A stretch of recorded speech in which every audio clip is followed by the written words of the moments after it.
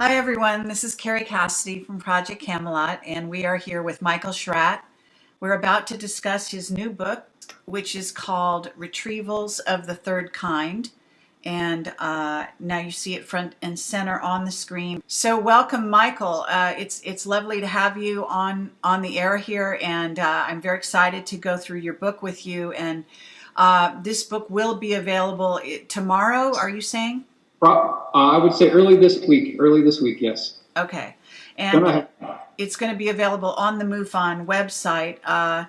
And although I've got a short bio for you on this announcement for this live event today, I'd like you to give some of your background, and then we'll launch into the various cases, and we'll show the really wonderful pictures from the book. That much we're going to be allowed to do, I believe. And this should be a very interesting saga going through the Leonard Stringfield crash retrievals that have been, from what I understand, it was his in-depth research that you uncovered and were given access to by MUFON. Is that correct? MUFON acquired 65 three-ring binders during July of 2012. That was one of the significant breakthroughs that was announced for the MUFON Symposium of July 2012, and that's where this originated from. Okay, very good. So at this moment, can you give some of your background, Michael? Sure. No problem, Carrie. Well, as you know, Carrie, we've spoken many times before. I consider myself a military aerospace historian. I'm a concerned citizen. I want to find out where my tax dollars are disappearing. I'm very concerned about things that were going on in the military-industrial complex over the last 40 years. Definitely interested in secret, classified, unacknowledged special access programs, and I've made it my goal to expose these programs and get the technology out into the hands of the scientific community. Okay, great.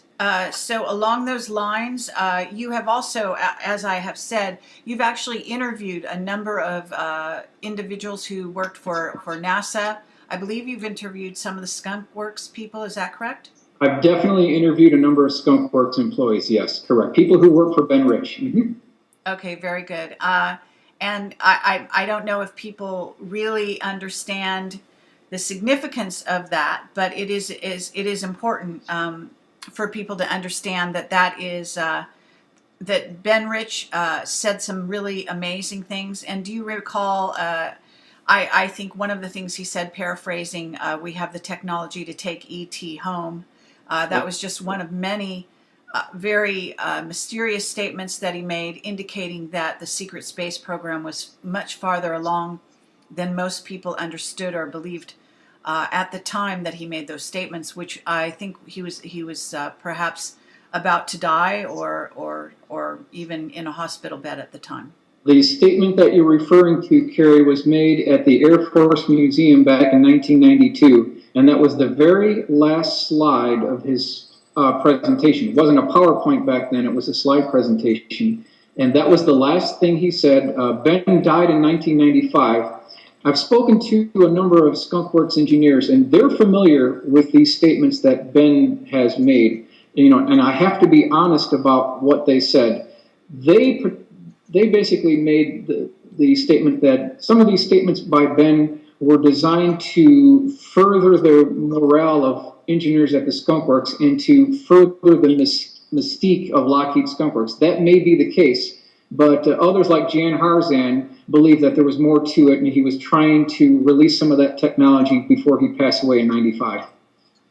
Okay, yeah, I have to say that it's there were a number of statements made, not just in that speech, but but I have information that he also was on his hospital bed saying some similar statements, and some other even more in-depth statements about what they actually had. So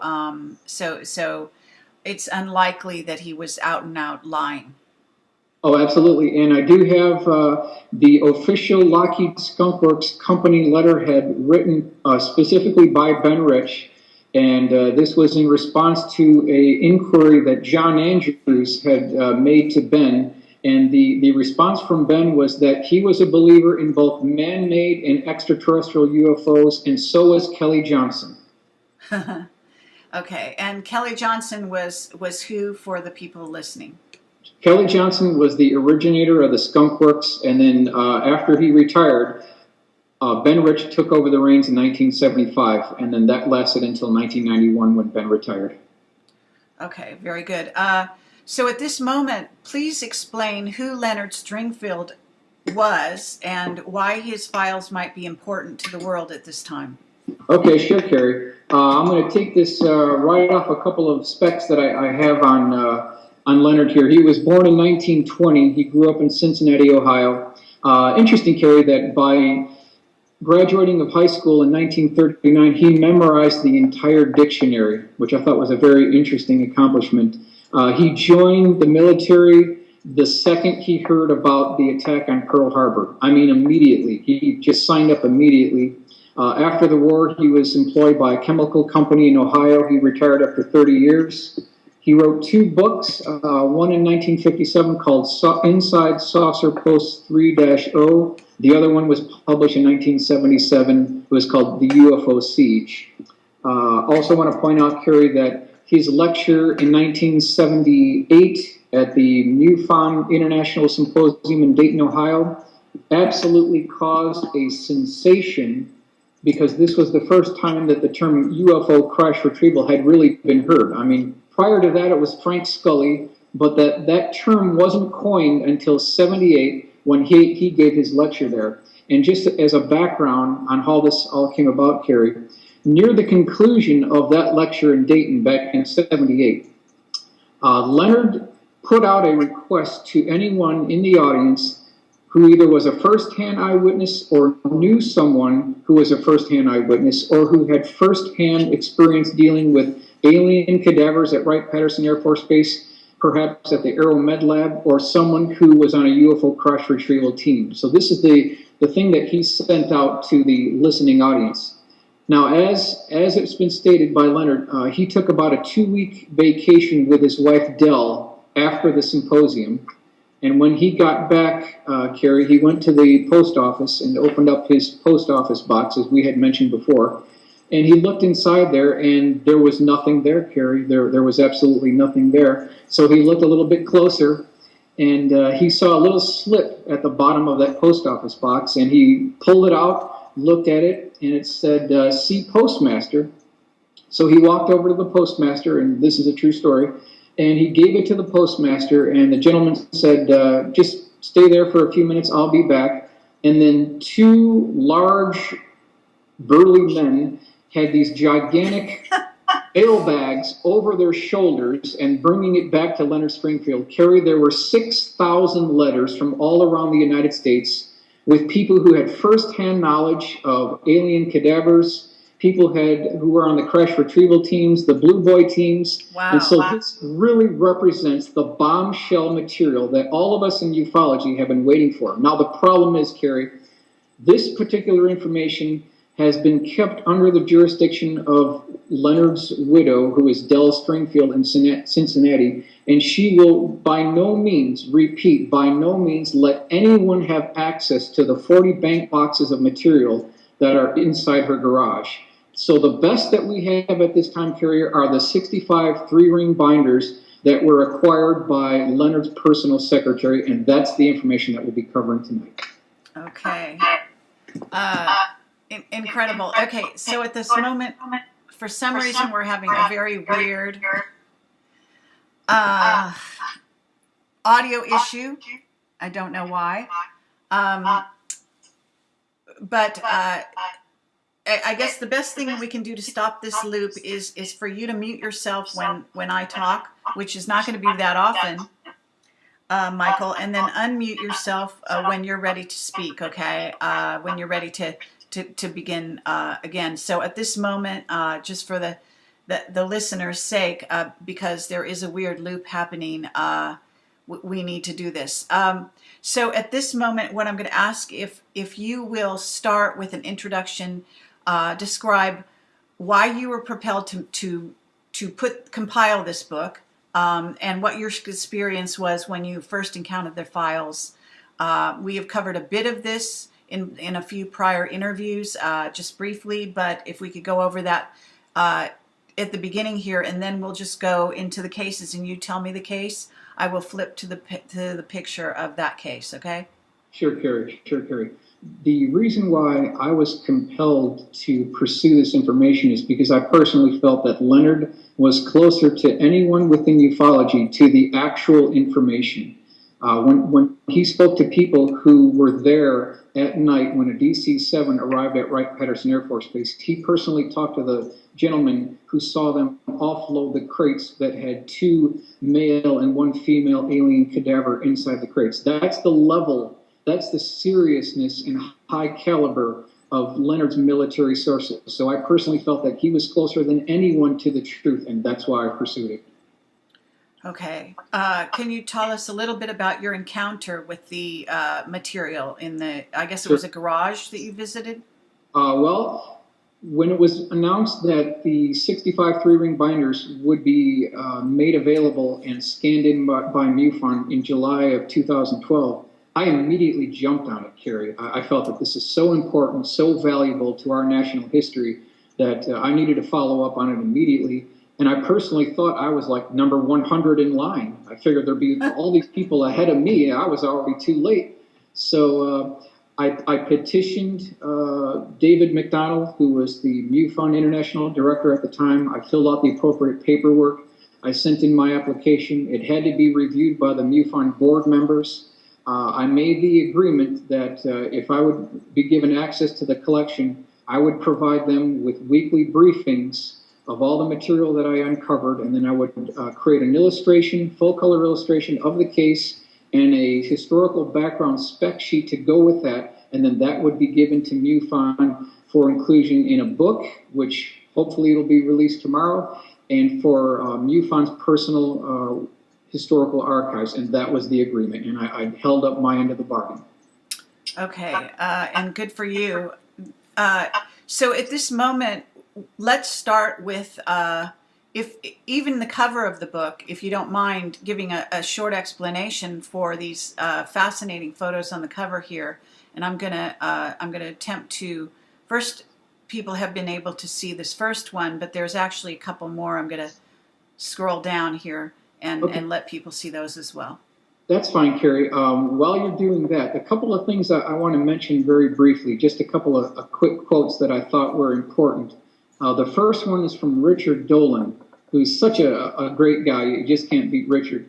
Number one, this is from Richard. Since World War II, 50% of all documents created by the United States government have been classified top secret. Therefore, that means that we have essentially lost 50% of our national history. So in essence, Carrie, we don't even know what's been going on the last 50, 60 years. We have been completely left out of the loop. Absolutely, and I want people to know that this is why we are doing this tonight, and this is also why we have been interviewing you repeatedly, Michael, and encouraging you to also write articles that can be posted on Camelot, because you, as an aerospace historian, are covering some very vital ground that we are losing sight of on a daily basis, and that the American people and the world, for that matter, are not being let in on. And you're one of the few people documenting this information. I know Rich Dolan has written, I believe it's a 2-volume set, UFOs in the National Security State. But in terms of the color illustrations and photographs and getting very in deep to these various subjects, you are, to my knowledge, one of the few people really getting in there and covering these things. Thanks, Kerry. Hope so. Hope so. The next quote, really quickly, is by the general public. And according to the general public, Kerry, UFO crash retrievals can't be true because if they were, I would have read about them in the local newspaper. You know, you're never going to hear about these crash retrieval cases in the local newspaper because this is the blackest of the black. It's already been stated that the subject of UFOs was classified many times higher than the atomic bomb. So we are talking about the deepest black USAP programs that there are. The next one, quickly, Kerry, is from James Clarkson. You may know him. He's a great researcher. He said, "Don't believe anything until it's officially denied," which I think makes a lot of sense. So I think we have that in spades with ufology, and so taking that into account, if you could, again, just talk about 3 photos that are, or they're not actually photos, I guess they're drawings, but they're so lifelike that they look like photos on the front page of the book. So you want to go there? Okay, that's fine. The cover. The very first illustration that you'll see on the cover of the book is the UFO forced landing that took place on May 18th, 1953 near Kingman, Arizona. This is a forensic composite illustration that was done by John McNeil. I commissioned John McNeil. He's a very good computer artist, and I want to give him credit for that. I interviewed Harry Drew, who needs to get credit for this information. Harry Drew is the primary researcher on the Kingman UFO forced landing event. The original story broke in the early 1970s by Raymond Fowler, who interviewed Arthur Stanzel. But after that time, Harry Drew has done more good work on Kingman than anyone on this planet, period. There's no question about it. So that is who created the first one. John McNeil also created the one on the lower left. That is the 1963 Marine UFO case. And he also created the 1973 Jackie Gleason alien encounter at Homestead Air Force Base, Florida, along with Richard Nixon. So that's exactly who created these illustrations. Okay, excellent. And where do you want to go from here?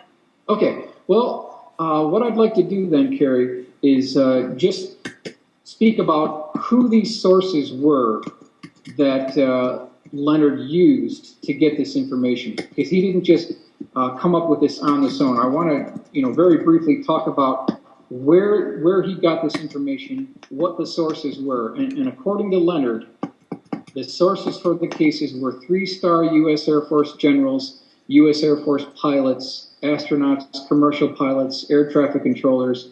There were neurosurgeons in these cases, Kerry. There were pathologists, theoretical physicists, and mathematicians, U.S. Army officers, U.S. Navy officers, people who worked at Wright-Patterson Air Force Base that handled the cadavers back in 1953. So that's a brief overview of some of the people that Leonard interviewed to get this information.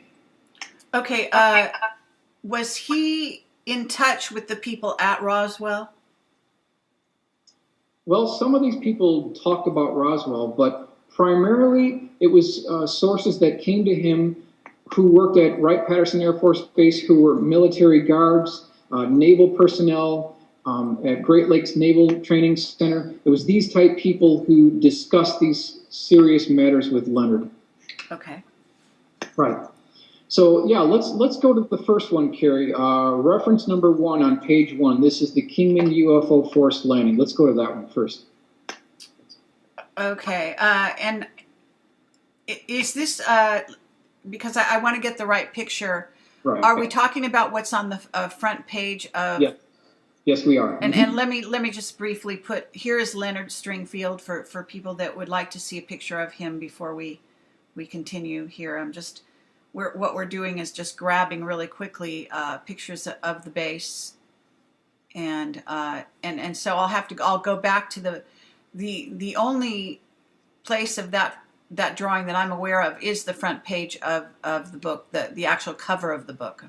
Yeah, it should also appear on page 1 as well. So. Okay. Go ahead.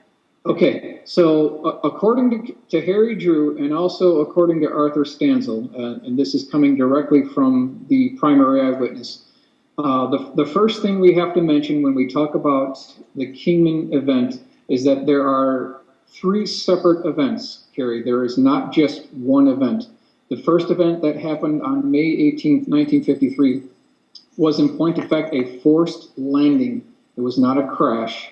The other two subsequent events that we won't be discussing here because I want to talk about the main event were actual crash retrievals. So that's the first thing to keep in mind is that there are three separate events. According to Harry Drew, this disc-shaped craft accidentally, we don't know how, we don't know why, but somehow it accidentally flew into a high-powered experimental radar range that was triangulated. They were boosting up the power between 6 and 20 times, and this craft that was approximately 30 feet in diameter, 14 feet high, flew into this radar net. And incidentally, Carrie, I think we should mention that there were hundreds of birds that were dropping like flies as they flew into this radar area. So there was a tremendous amount of high-powered microwave radiation going through this area.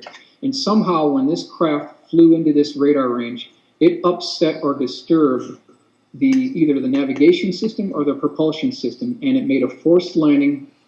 It came down, it rested at a 15-degree angle, Carrie, and it was about 20 inches buried into the soil. That's what it looked like. Within 2 hours, there was a rapid response U.S. Air Force team on the site, but of course, they didn't have any military presence there because by 1945, the U.S. military had moved out of Kingman, so there was no military presence at Kingman. They had to come from other areas. There was a separate team that originated from Indian Springs that flew into Phoenix, according to Harry Drew, and this was a group of 40 scientists and specialists and engineers who boarded a General Motors 3301 1952 bus and took a 4-hour ride, Carrie, up to the site. And when they got there, they disembarked the bus one at a time according to their specialty. And when they arrived at the scene, they saw this disc-shaped craft that was tilted up at a 15-degree angle. It had a door or a hatch that was about 1.5 feet wide, 3.5 feet in length. There was two very high-powered, what they called Army light-all type lighting systems that were shining down on this because this all happened at night. They arrived 3 days after the crash, after the forced landing. There were also 4 pyramidal-like tents that were set up as well. Eyewitnesses stated that the craft had a series of slots around the circumference of the craft, and they also mentioned that 4 beams were also recovered and they were perfectly fine. The craft was unharmed and the beams were unharmed as well, Carrie. Okay. Now, the second part of this, again, comes from Harry Drew. So we have to ask ourselves, what are they going to do with this disc? Are they going to leave it out there? Can they bring it somewhere? They had to take this disc out as quickly as they could possibly do, but this had to be done efficiently. So an M25 tank transporter, Carrie, from Fort Irwin made the trip all the way to Kingman, Arizona, and by way of a crane, they tried to place this disc on the top of the M25 tank transporter. There's a picture of this in the book as well. Maybe we can go to that later. But the problem they had, Carrie, is when they tried to place this disc on the top of the M25 tank transporter, it would not sit level. It was still at that strange 15-degree angle, Carrie. So they had to build a cradle out of these 8x8 timbers in order to support this craft for transportation. So we don't know why, but there must be some type of residual propulsion system still associated with the craft upon retrieval because it wouldn't sit correctly on the tank transporter itself. So, and again, keep in mind, this is all at night. This technically hasn't been rehearsed too many times because this isn't too far after Roswell. So then they started making the trip from Kingman, and I originally thought, and I questioned this to Harry Drew. I said, Harry, I know you mentioned that they took it to Groom Lake, Area 51, but why wouldn't they take it to Nellis Air Force Base, which is 90 miles closer? And Harry's answer was, Carrie, that it just wasn't a secure base at that time. So what they ended up doing is they came up with a plan to cross the Colorado River. But back at that time in 1953, Carrie, the Hoover Dam does not appear today as it appeared back in 1953. There are concrete pylons that were much closer into the road, and there were big lights that overhung the road section. So driving this tank transporter with a flying saucer on top over the Hoover Dam back in May of 1953 was completely out of the question. They had to come up with another way to get across the Colorado River. So they devised a plan to roll or drive the M25 tank transporter up onto a floating barge, and then these guide cables were strung across the Colorado River, and then they would tow this entire barge with the M25 on top across the Colorado River. This is all at night. And so that is the plan that they started with. Unfortunately, Carrie, the guide wire on this particular operation came loose, and the whole barge started floating down the Colorado River. They eventually got it reattached again, Carrie, and it happened again. It happened again. This time, Carrie, and this is all from Harry Drew. Harry Drew must get credit for this information. This time, when it got loose, it went all the way down the Colorado River and slammed against the north face of the of the Hoover Dam, Carrie, if you can imagine that. So, you know, the scene is these military personnel, they're screaming, it's chaotic, there's running going around, there's flashlights being dropped, there's yelling, it's a very chaotic situation. They eventually brought the barge across the river, and they made it to Groom Lake. Incredible. Great. So I'm looking, Carrie, for a really nice photograph of the Hoover Dam north face. And if this is true, which we believe it to be, there may be an indication of a scuff mark or an indentation or some type of a major scratch or even a patchwork where they patched something where this took place. That would help to confirm the event. Okay. Very cool. The word is out. So we put the word out, and if there's anyone out there who was around at that time and had pictures of the Hoover Dam, it'd be fascinating to find that out. Sure, we'd love to hear from someone who perhaps was there or knows someone that does, that could substantiate the claims. But that essentially is the case per Harry Drew. Absolutely. Okay, I'd never heard that part about trying to transport it, so that's very, very interesting information. Go right ahead. So are we on the next case? Okay, let's go to reference number 6, Carrie. That's page 15. Okay, one moment.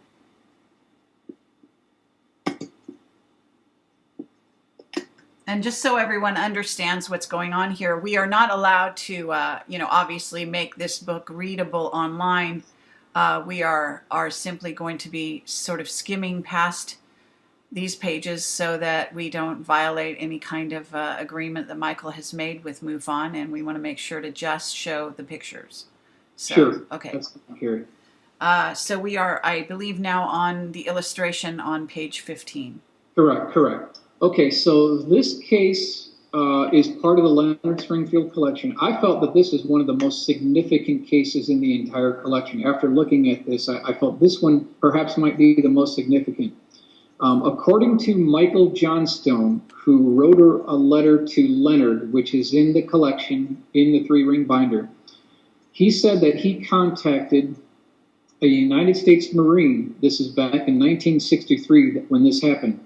And this particular Marine told Michael Johnstone that he boarded a blacked out plane. The windows were blacked out from Cherry Point, North Carolina. That's where this originated from. And he took a 3-hour flight, but he does not know the destination point. He was never told where he would end up. He just mentioned that he was on a 3-hour flight with blacked out windows and went to an undisclosed military facility or some type of a aircraft hangar.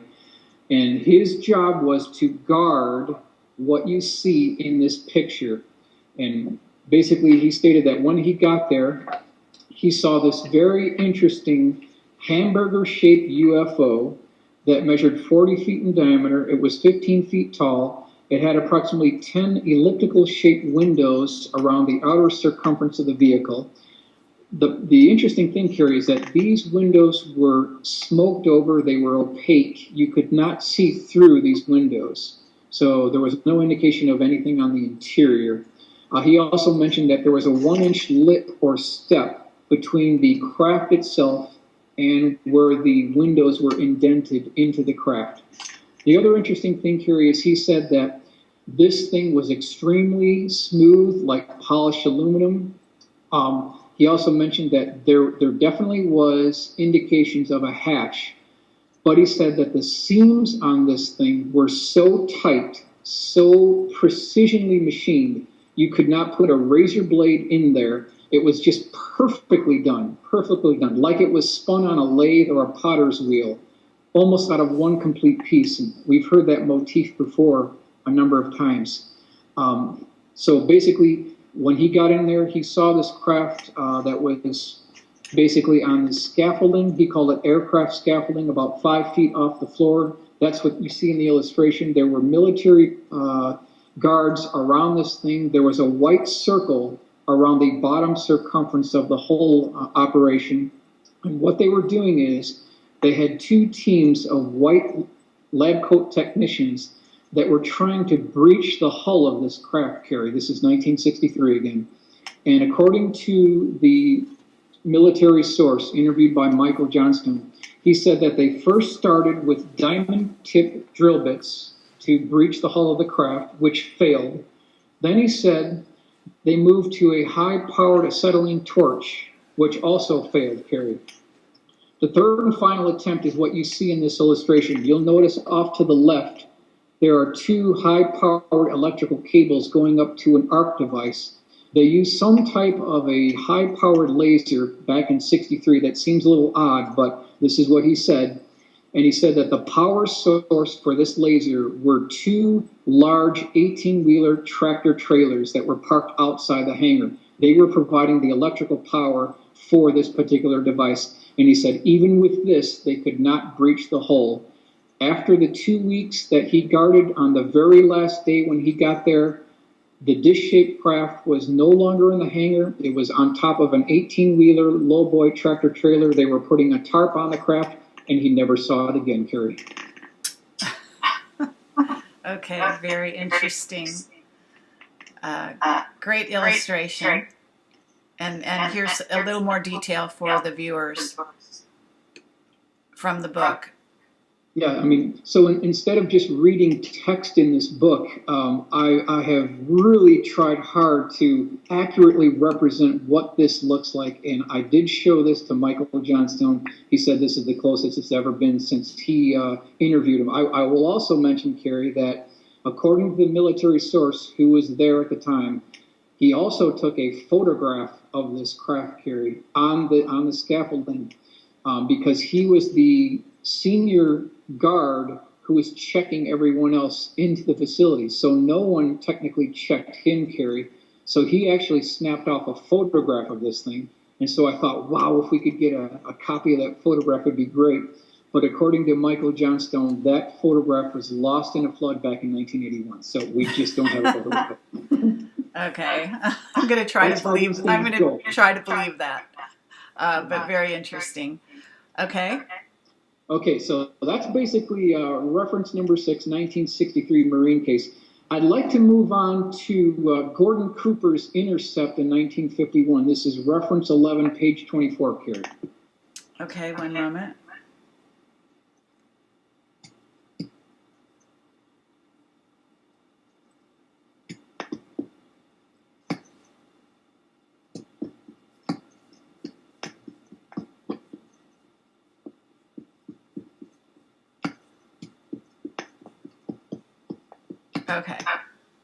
Okay, so when you talk about Gordon Cooper, and I'm sure many within this field, they're very familiar with Gordon Cooper. There's 3 things that we should mention about Gordon Cooper, Carrie. Number 1 is his personal letter to the United Nations regarding UFOs in 1978. That's the first thing. The second thing is what we're going to cover now. is his attempted UFO intercept over West Germany in 1951. The third and final factor here, Carrie, is his UFO involvement in a landing at Edwards Air Force Base in 1957. So what you should see on the screen, Carrie, are two F-86 Sabre jets climbing at a 60-degree angle, trying to intercept a group of dish-shaped craft. This is a true story. It's well known within ufology. Astronaut Gordon Cooper was an impeccable witness. He later was a Mercury astronaut. According to Gordon Cooper, when he was stationed at West Germany for a period of 2 weeks, they were buzzed by squadrons of what he called dish-shaped silvery discs that were flying over the West German airfield at the time. So basically, he decided to take matters into his own hands, and he got his squadron mate with him, his wingman. So they got in their F-86, they climbed to 20,000 feet altitude, they pushed full power, max power on the F-86, they did a slight nose down attitude, then pulled up and did a zoom climb and tried to intercept these saucers that were flying over their Air Force base back in 1951 in West Germany. Carrie, they could not do it. According to Gordon Cooper, they were too high and too fast, so someone back in 1951 was flying dish-shaped craft that had no visible means of propulsion, there were no jet engines, there were no visible ailerons, no propellers. He also mentioned that these craft were making zigzagging movements and retracing their flight path at 180-degree angles. So I just asked the question, Carrie, who had the technology in 1951 to do this? It's unknown at this time what government agency or if this, in point of fact, was an ET craft.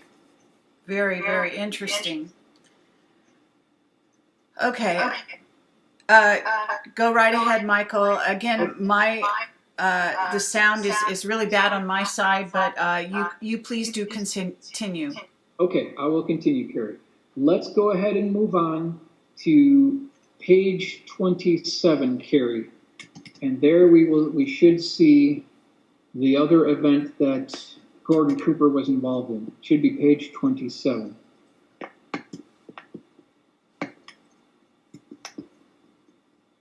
And you should see a flying saucer on a dry lake bed.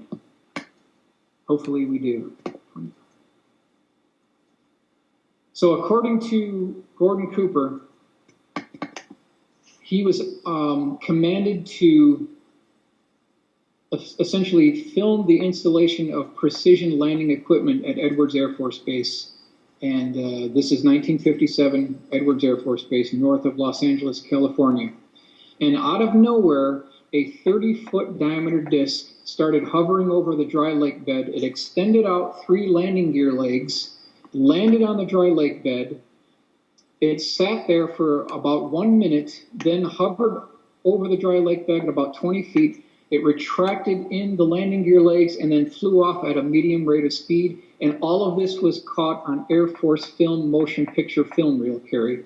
At that point, the film was brought back to the developing laboratory at Edwards Air Force Base. The film was developed.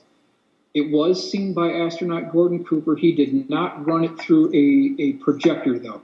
So he did not actually view the film itself. He just looked at the film reel. It was never run through a projector. At that point, an Air Force courier from either Bolling Air Force Base or headquarters in Washington, D.C., Air Force Headquarters, Washington, D.C., flew to Edwards Air Force Base. He chained that particular footage right to his wrist on a briefcase and flown right back to Washington, D.C., and Carrie, that footage has never been seen since that time.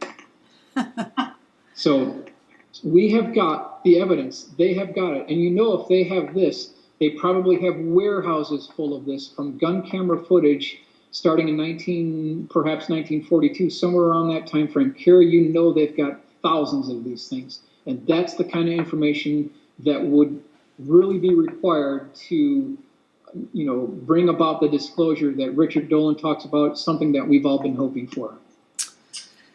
Amazing. Okay, and Gordon Cooper, certainly an impeccable witness, definitely.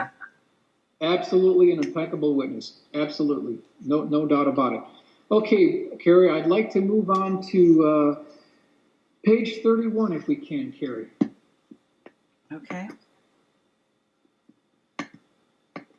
I love this case, Carrie. It's just great. Okay, so what we should have on the screen then, and just a little bit of background information now. The first part of this story, Carrie, is 100% true. It's never been challenged. This is 1973. This is at a charity golf outing with Richard Nixon and comedian Jackie Gleason. Never been disputed that this part of the story is correct. This is February 19th, 1973. Somewhere around the ninth hole, Carrie, the subject of UFOs came up, and I will mention that it's well known that Jackie Gleason was a huge paranormal fan. He had thousands of UFO books. He had a home that was built in the shape of a round flying saucer. He had paranormal books. He had UFO books. He was crazy about the subject of UFOs. No doubt, it's never been questioned. So, of course, Jackie Gleason approached Richard Nixon on the golf course, and the subject came up, and they were talking about it, and he really didn't think too much more about it. And when the charity golf outing was done, Jackie Gleason went home, and according to Clark McClellan, who, Carrie, you've interviewed personally, who has verified this story, and Beverly McKittrick, which is Jackie Gleason's ex-wife, who also claimed that the story is true, somewhere around 12 midnight, comes a knock on Jackie Gleason's door at 12 midnight. And so Jackie Gleason opens up this door, and it's none other than President Richard Nixon all alone at Jackie Gleason's door at 12 midnight. Now, there's been some contradictory evidence to suggest that there's no way that the president could escape the Secret Service. But other authors have stated that Richard Nixon had a habit of leaving his Secret Service agents behind and did do things with no protection and did kind of go out on his own. So as the story goes, Carrie, Richard Nixon says, Jackie, you remember what we were talking about on the golf course today? And Jackie says, well, of course. And he said, I think I can help you with that. Why don't you come follow me? So he puts Jackie in his own car. They drive to Homestead Air Force Base in Florida. They're met by a security guard. The security guard waves them through. They're escorted to the far portion of Homestead Air Force Base.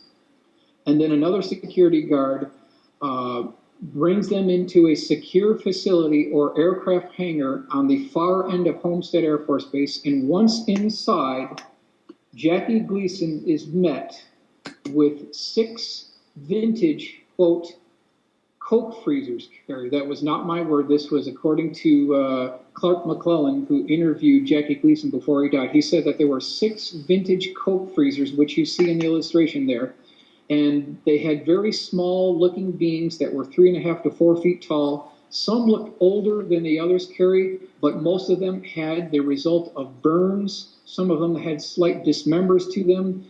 Some of them were childlike looking, according to Jackie Gleason. He also stated that there were bins on the far portion of this facility, which you see in the illustration, Carrie. You'll notice that there's 4 bins with debris inside the bins. So just to be clear, Jackie Gleason did not see a crashed UFO, but he did see, according to himself, the remains of crew from a crash retrieval and the debris itself. And that is the 1973 Jackie Gleason alien encounter at Homestead Air Force Base. Excellent. Wonderful illustrations. I hope that people viewing this understand how valuable of a record this is for people, and we'll go and pick up your book when it's downloadable as a PDF, I believe. And is it also going to be a hardcover book? I'd love it to go in that direction. I'm certainly open to everything, Carrie. As I mentioned to Jan Harzan and everybody that's been following some of the work I've done. I just want to get the information out there. I don't care about any type of financial reimbursement. I just the way I look at it is the same way that James Forstall looked at it during that initial meeting of MJ-12 members back in 1947, where he said that he felt that the public had a right to know this information. and that caused a ripple within the inner workings of MJ-12, and I think, Carrie, you know what happened after that. Right. Right. Okay, so we're going to go to the USS FDR case. This is page 39, Carrie. Okay.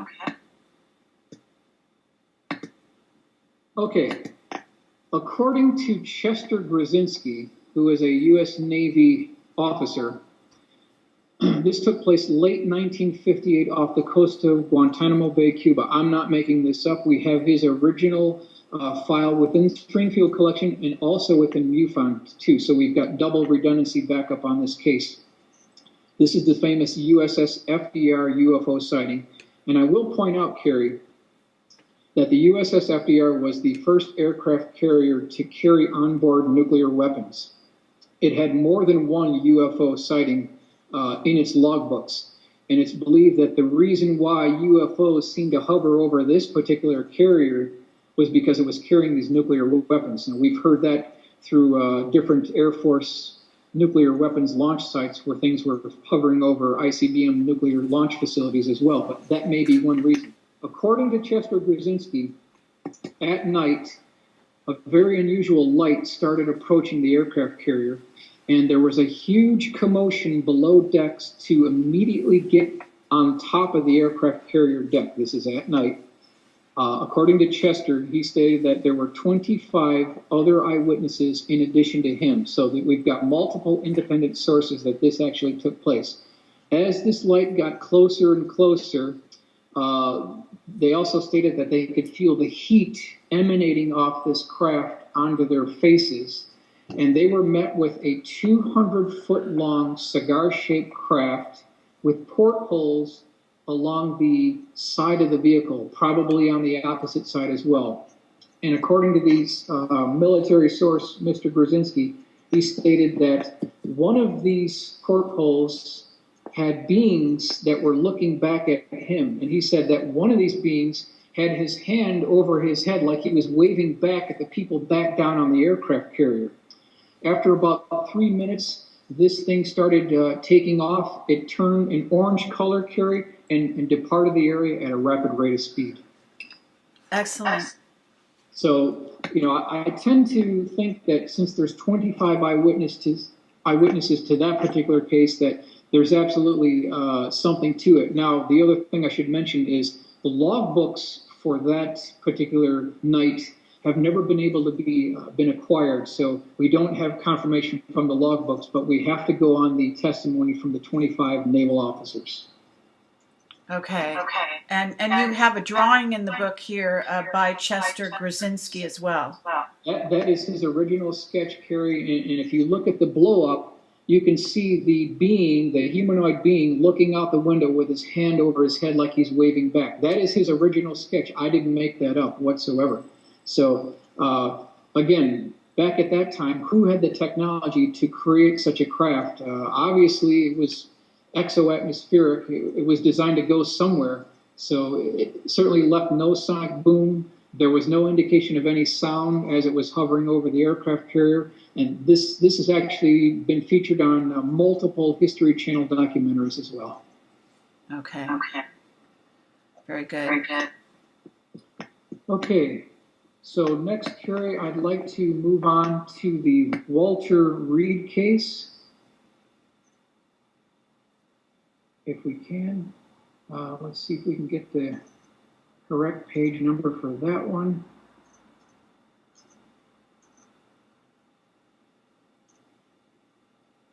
Let's see here.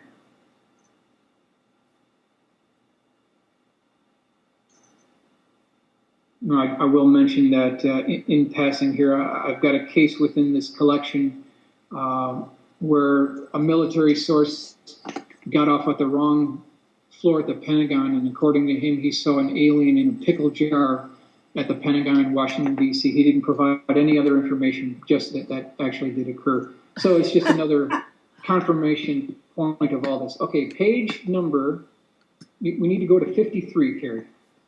Okay.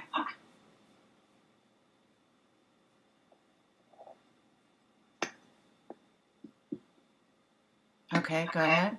Okay, so the source for this one, Carrie, is Dr. Stanley Tytko. We can mention his name because he doesn't mention the name of the primary source.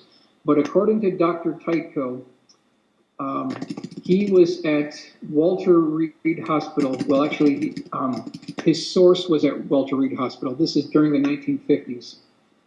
They were at the Cleveland Clinic when this actually, this source mentioned that this took place.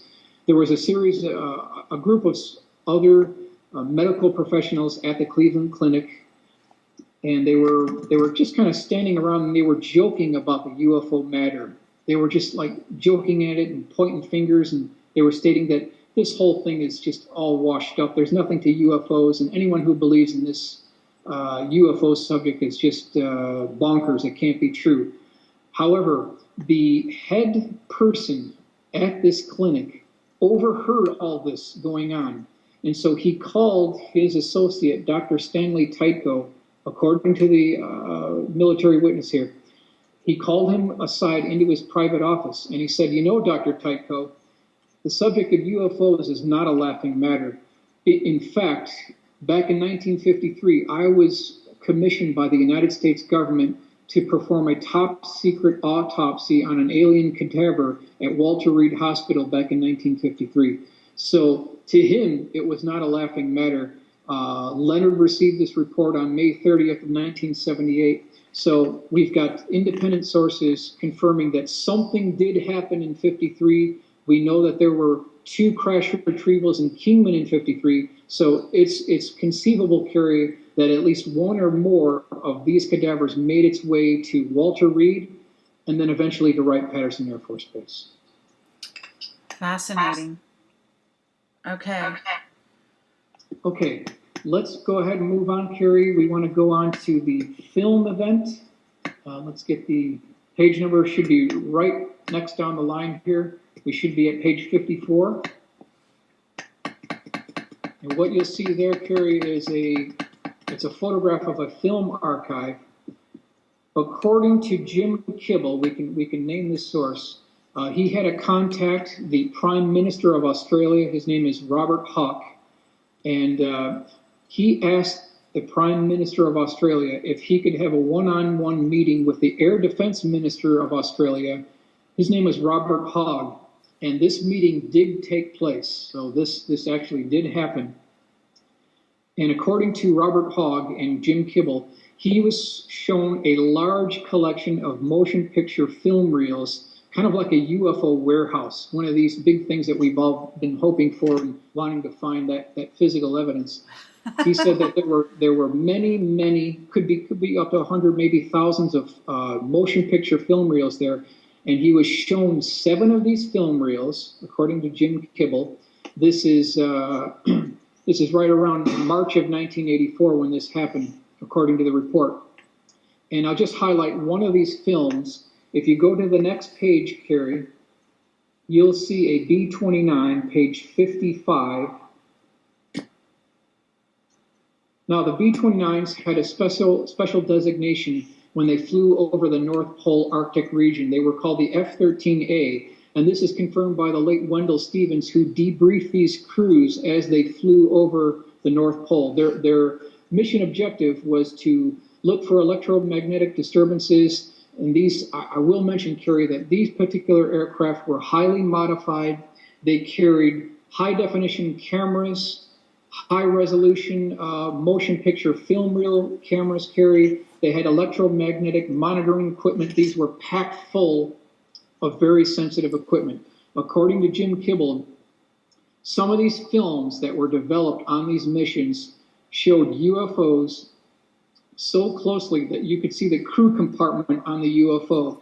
And according to Colonel Wendell Stevens, some of these motion picture film reels depicted these 100-foot diameter dish-shaped craft coming so close to the B-29 that they were near the trailing edge of the main wing and just ahead of the leading edge of the horizontal stabilizer, pacing the B-29 with all the cameras rolling, Carrie.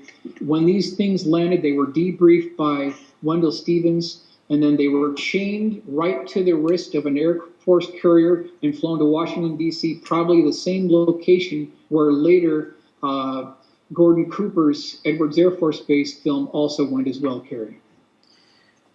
Amazing. So great stuff. Somehow, Carrie, we in the UFO community have got to get access to these films.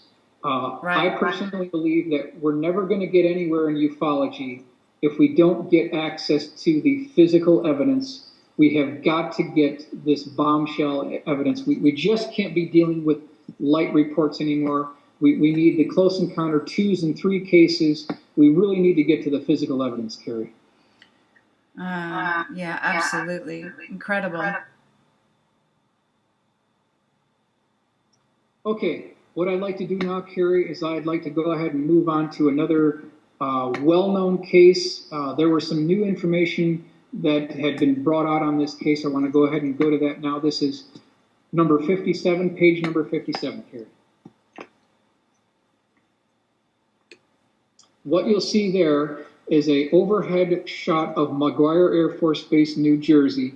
Major George Filer will confirm this story because he was there the day that this actually took place. So we've got independent confirmation from the primary source and also George Filer.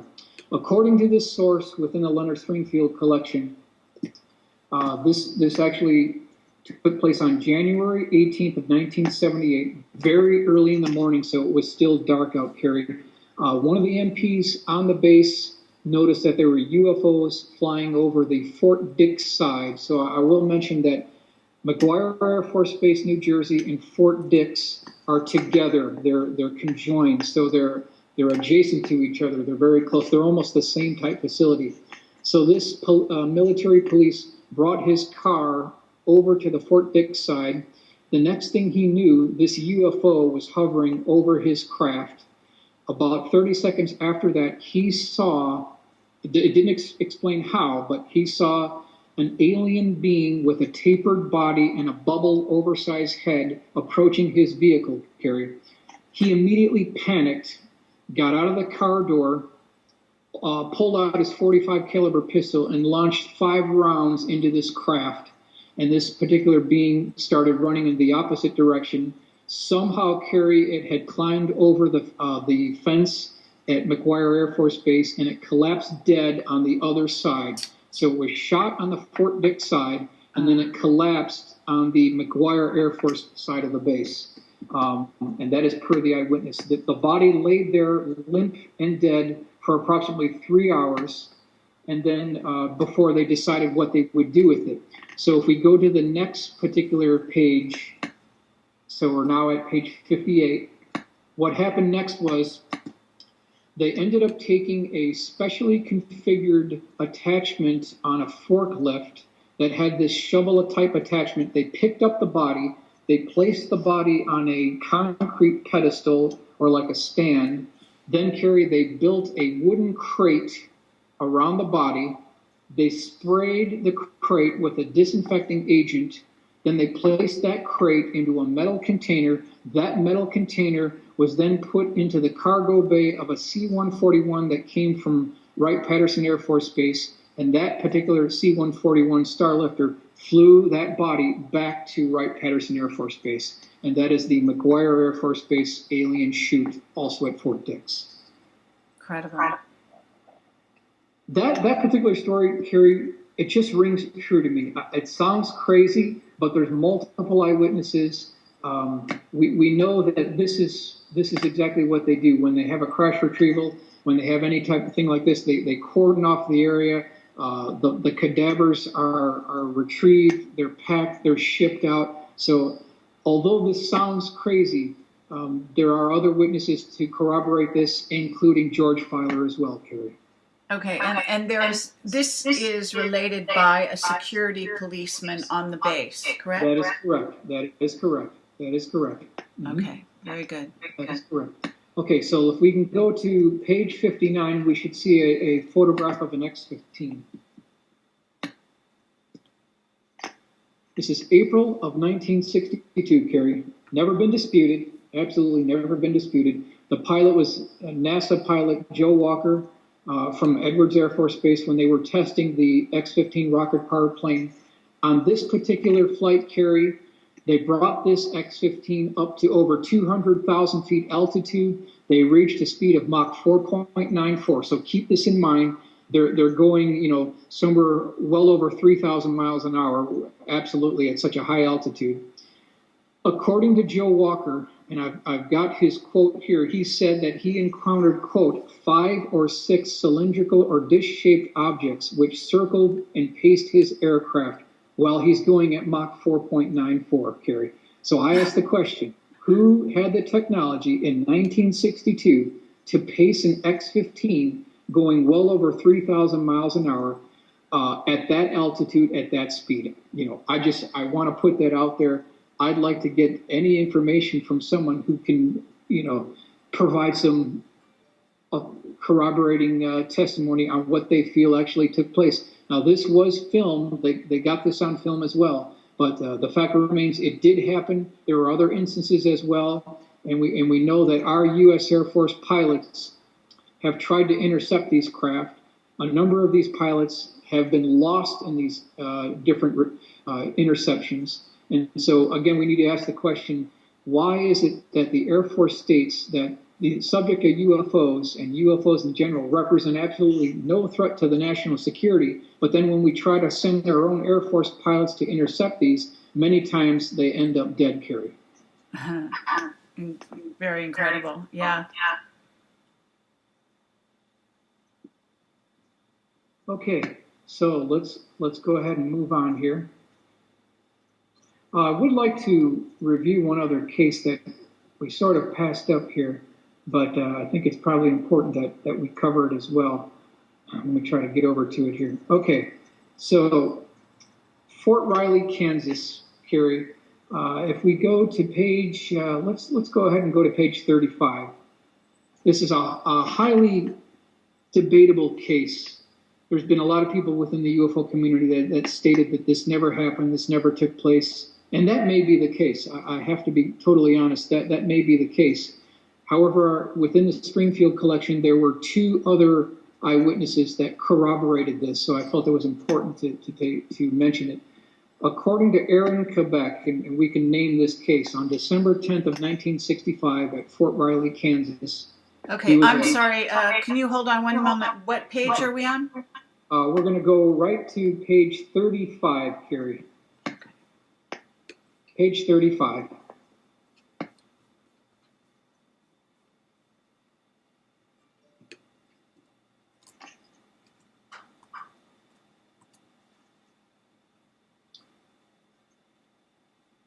And this concerns a Army guard at the time on December the 10th of 1965.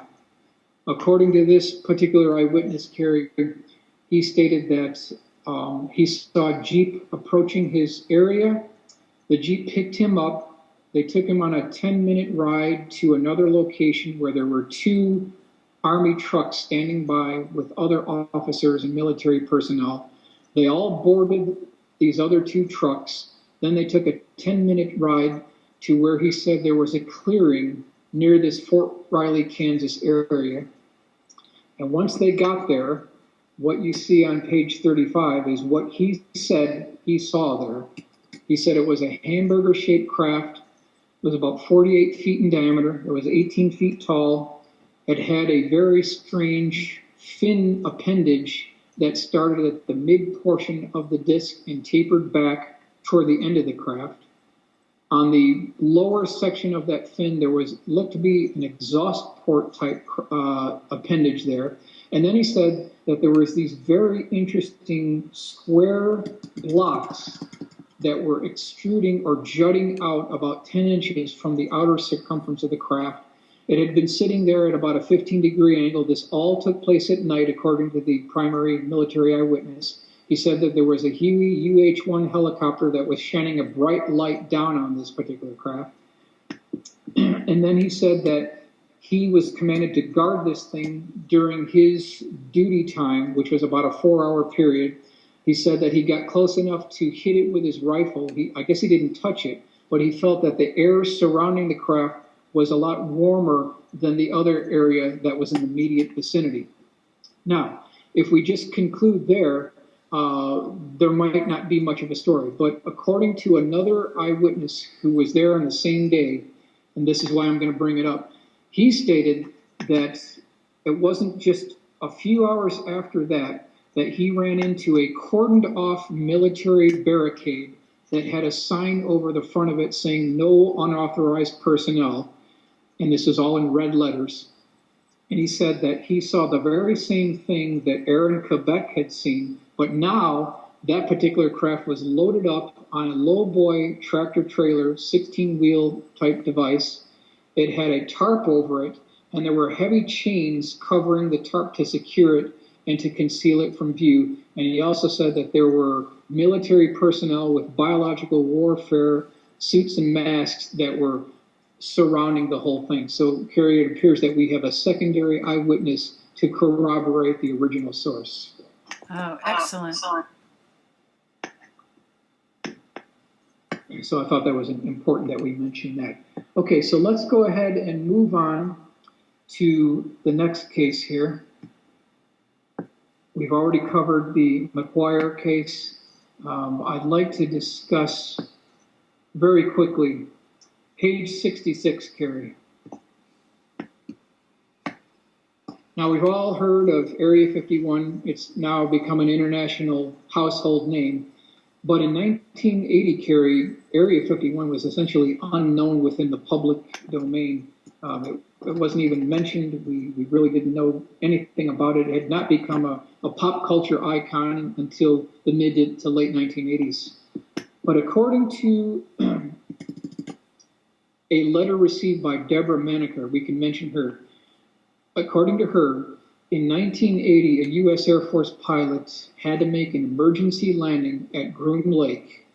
And anyone who's involved with flight testing in Nevada, whether it's red flag or anything the U.S. Air Force is doing, they are told immediately that anytime you're doing exercises in this area of Nevada, you are to never, repeat, never land at Area 51 unless it's a dire emergency. And apparently there was an emergency in 1980 because this pilot he had an engine out or something. He didn't say what mechanical problem he had, but he stated that he did have to make an emergency landing there. And when he taxied near the tarmac, immediately, Carrie, he saw these hangar bay doors closing rapidly. He was blindfolded. He was removed from his aircraft. He stayed at this facility for some time. When his aircraft was finally repaired, he flew out of there, and he was told to never discuss what he saw there. I don't know if he saw flying saucers and hangars, but he definitely stated that as soon as he got onto the tarmac, all these hangar doors started closing immediately. So they were absolutely conducting some type of operation, or something was in these hangars that they wanted to conceal. And this really represents the first shot over the bow for Area 51, Carrie. Okay, very interesting. Okay, so let's go ahead and move on to the next one here. We've got accounts. Let's go to page 69.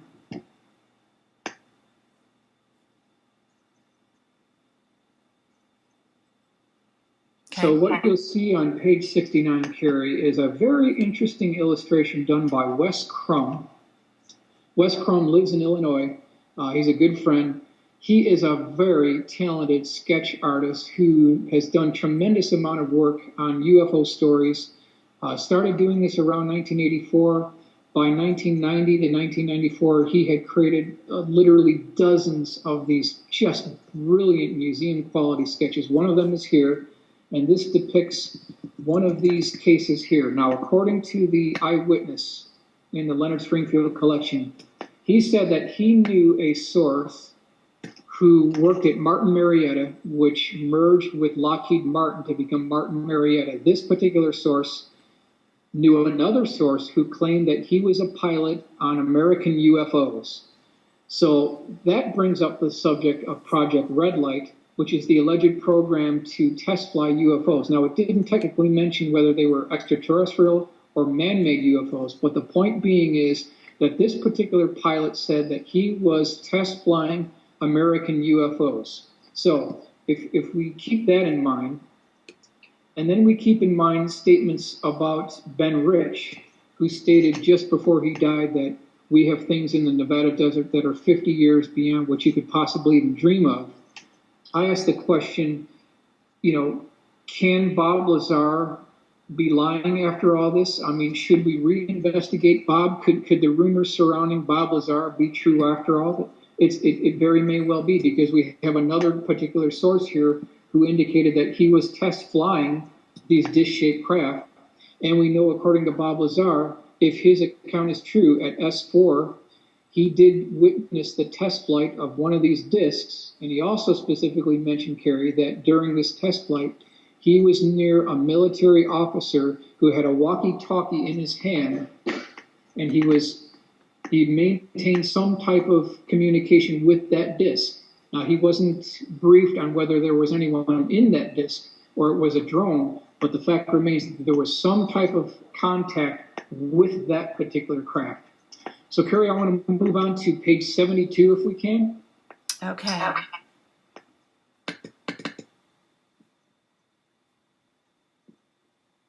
72, just want to show the photograph of astronaut Gordon Cooper. Again, just a couple of quick quotes from Gordon I thought were very interesting to mention here. According to Gordon Cooper, quote, now this is regarding the subject of UFO disclosure. He said, quote, even money, a $1 million offer to any taker with proof of a UFO outstanding by the National Enquirer, can't make people talk. I know, just with the information I know, I wouldn't talk. You would never be the same person again, always looking over your shoulder. So even Gordon Cooper felt that he wouldn't reveal it either. So that's sort of what we're up against here. Then he said, this is through the dictation notes of Leonard Springfield, September 15th, 1978. He said, quote, the only way you could break this information is by a group of scientists willing to sign papers standing up and defying the military and intelligence groups, Carrie. And I totally agree. This is the only way we're ever going to see disclosure. We have to bypass these military intelligence groups. We have to overrule them, and we've got to get that technology into the hands of the scientific community. That's the only way it's going to work. Okay, that's an interesting approach. We're putting it out there right here and right now, and you are publishing this book, so it's out there for people that want to find it. That's for sure. Absolutely, absolutely. Okay, next one I want to talk about, Carrie, is number 76, page 76.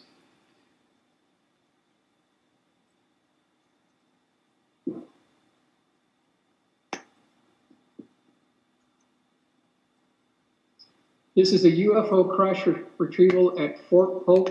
This is in 1952. According to the primary source, he was a private in the Army with a platoon of other soldiers at the time. They were conducting operations in that particular area. This is in Louisiana back in 1952, according to the primary source. And he said that while they were doing this operation, they saw a disc-shaped craft that was about 24 feet in diameter, egg-shaped craft crash near his area. They got to the scene. When they arrived on scene, they noticed that the outer circumference of this craft was still rotating. It was warm at the debris site, the crash site. He also mentioned that the lower portion of the disc was burned. It looked like it had been severely blackened or burned associated with the craft itself.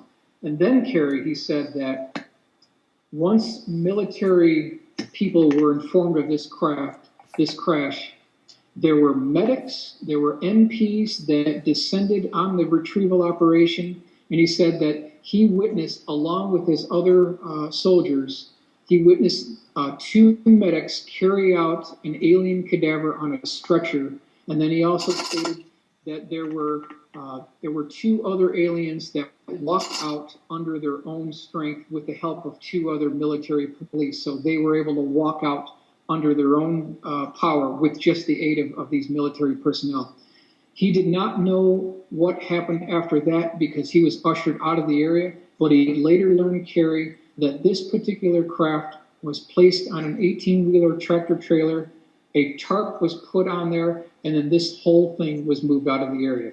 So the point I want to make, Carrie, is we're seeing this same motif being repeated over and over again, where they have a crash retrieval, they cordon off the area, they bring in military personnel, they bring in a tractor trailer lowboy, they have a crane, they hoist the disc onto the trailer, they cover it up with a tarp, they secure it with either heavy chains or straps, and then they move it out of the location. And this is being repeated over and over again, Carrie. Right, absolutely. And there's the 18-wheeler type of craft. Correct. Okay. Correct. So, we can see that by 1947, when they made their big mistake with Roswell about talking about what they had found, apparently they had cleaned up their act and headed down to a well-oiled machine. So I want to go ahead and move on, Carrie, if we can, to page 79. Interesting case, page 79. Okay. Okay, so page 79 is the entrance sign for Fort Hood in Texas. Very interesting to keep that in mind. Fort Hood in Texas. Now, within Fort Hood is something called Gray Army Airfield. Very large complex. And within this Fort Hood, there's a facility with a runway called Gray Army Airfield. According to Tommy Blond, who is the primary source, he said that in the late 1960s, a private pilot had some type of engine trouble, and he made an emergency landing near Gray Army Airfield.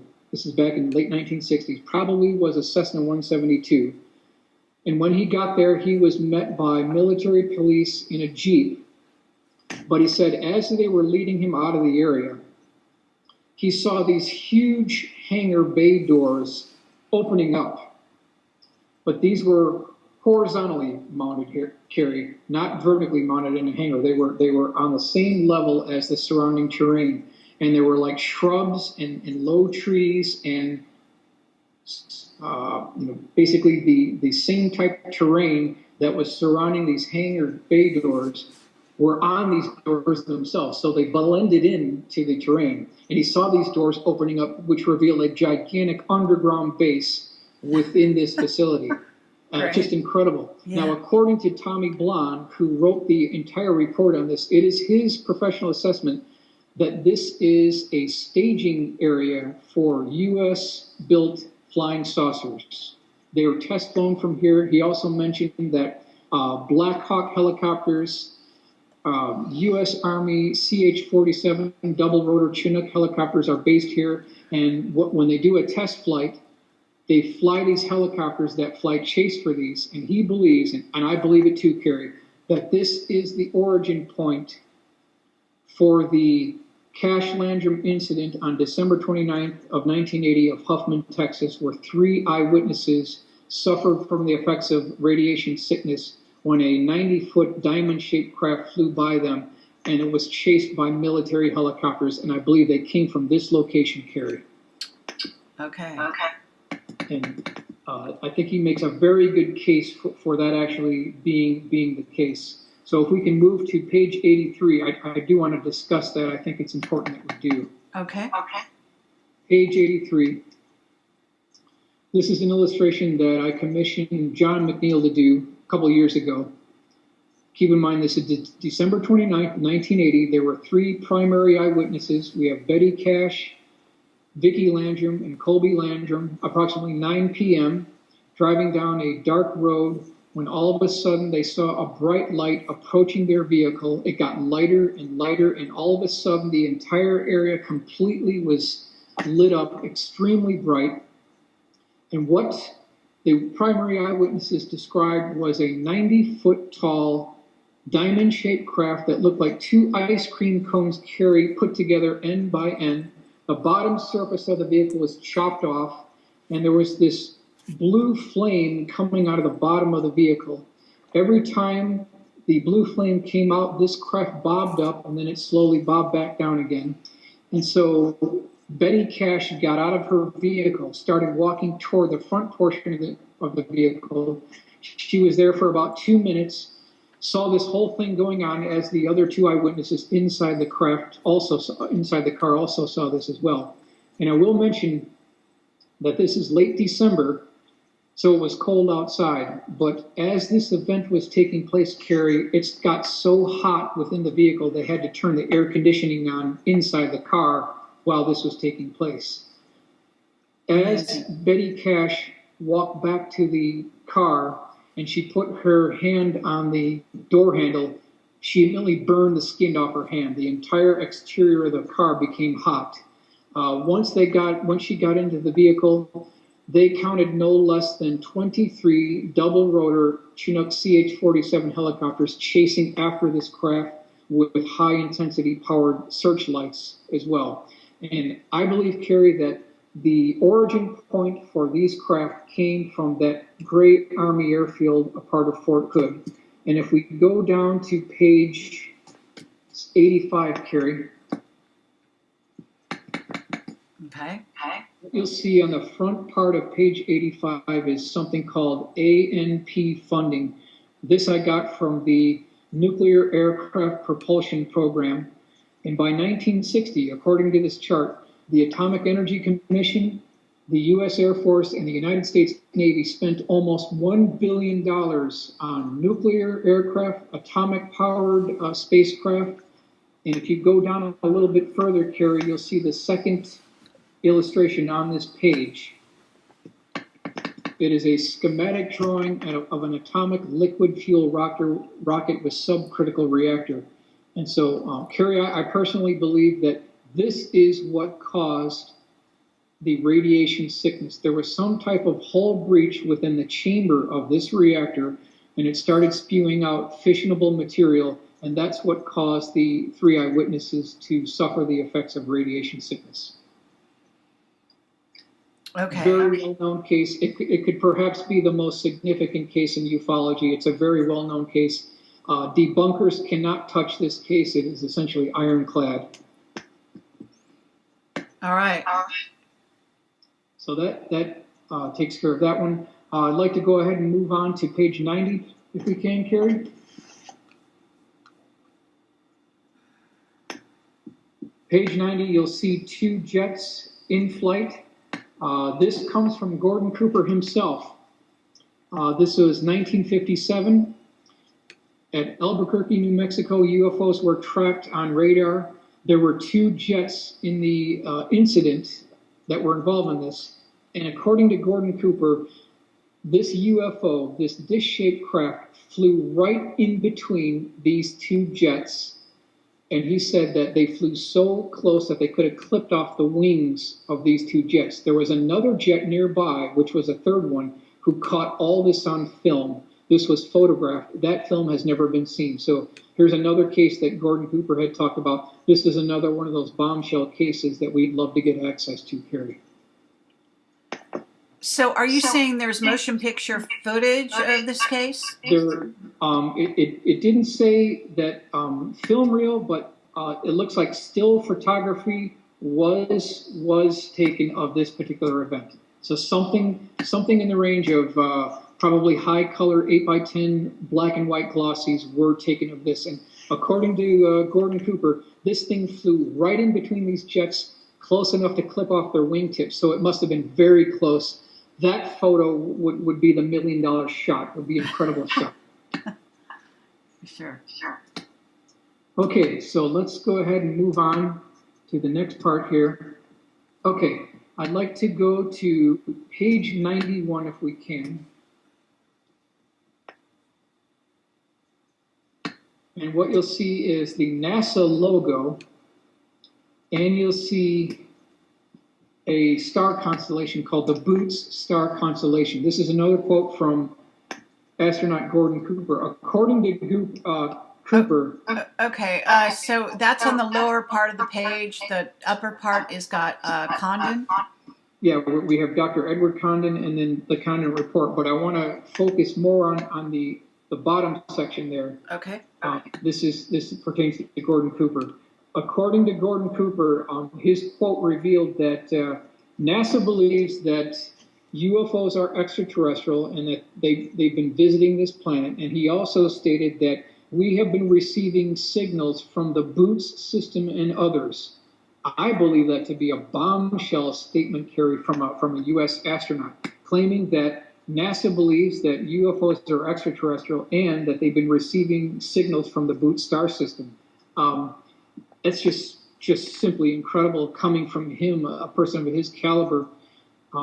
We also, if we move down to the next page, Carrie, this is page 92. Okay. Now, this is something that Gordon Cooper told Leonard Stringfield. It says, Len, don't be too shocked if we announce that Einstein's theory is no longer valid, that we've overcome the speed of light block in a limited way in the next 20 years. Okay, so think about that, Carrie, that they have probably overcome the speed of light barrier. This is essentially a word-for-word repeat that Ben Rich talked about on March 23rd, 1993 at the UCLA Alumni Club. He stated, quote, there is an error in the equations and we have figured it out and now know how to travel to the stars and it won't take a lifetime to do it. So if you put these two together, Carrie, they have made the breakthrough. They have made the breakthrough. And the source for this is none other than MUFON International Director Jan Harzan was there personally when Ben Rich made that statement. Okay, excellent. So I think they have made the breakthrough, Carrie. They have figured out interstellar, intergalactic space travel. They have somehow, even Tom Keller had talked about how Lockheed Skunk Works had hired teams of theoretical mathematicians to address these issues of rapid response space travel into intersolar systems. They've definitely made the breakthrough. What's no doubt about it. Right. Okay, so I'd like to move to the next case, Carrie, which would be on page 104.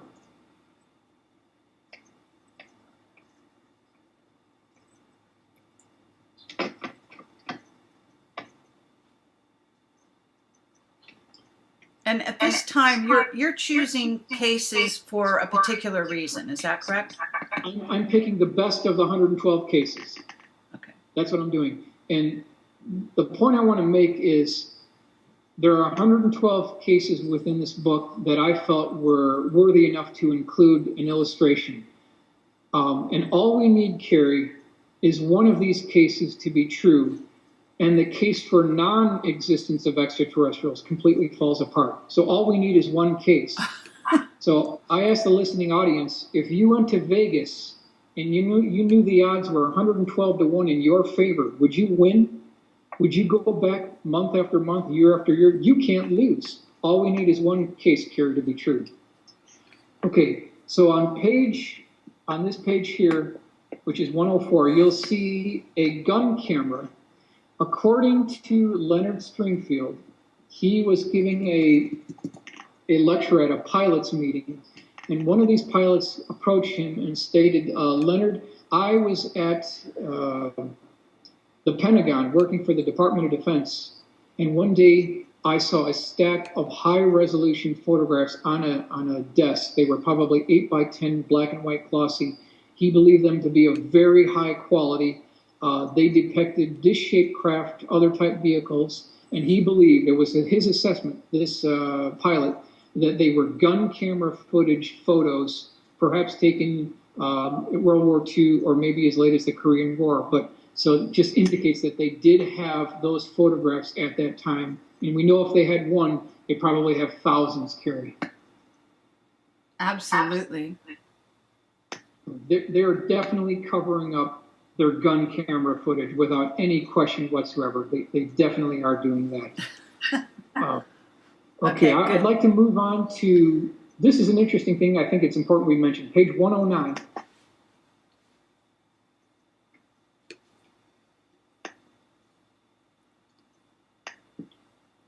Page 109 is a photograph of none other than Howard Hughes and a photograph of Area 51, top view looking down.